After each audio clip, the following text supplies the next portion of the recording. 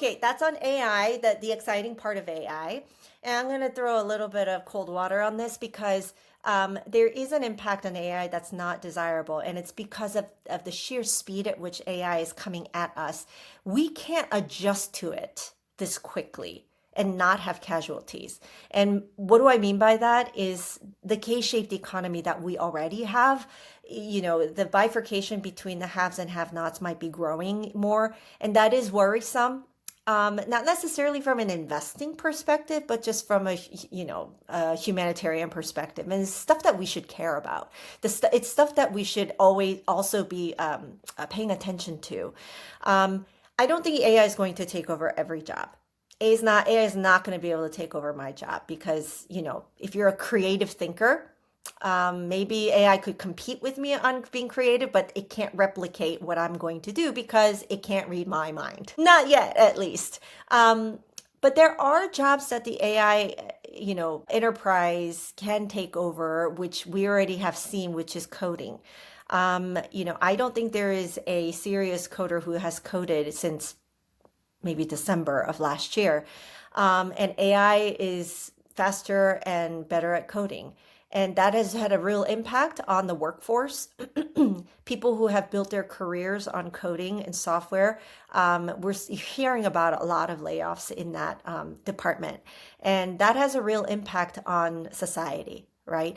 We don't know how AI is going to impact all of our industries. I have my own thesis, but we haven't yet seen it.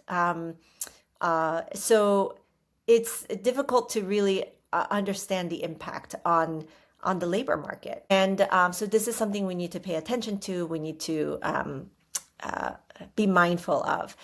Right now, the labor market seems to be frozen. There's very little firing. There's very little hiring.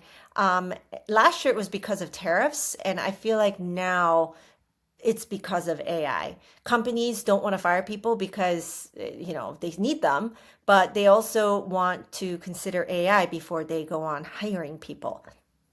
And they want to experiment. They don't know yet how AI is going to become a permanent part of their daily processes, but they want to experiment. They want to see.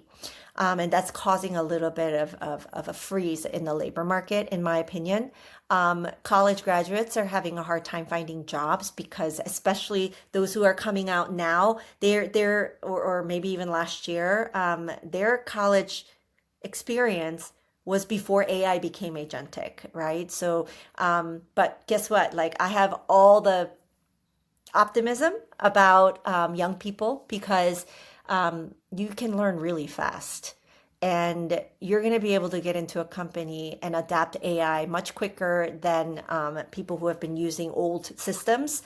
And you will become indispensable in that organization. I just want to say that. And I want to say to employers, if you have the capacity to, I would encourage hiring as you would have before, because you're going to need people to use these AI systems in order for you to find productivity. You can't just try to find productivity in AI without the people who can learn fast and who can utilize it fast. So that's my little, 2 cents on the labor market and AI.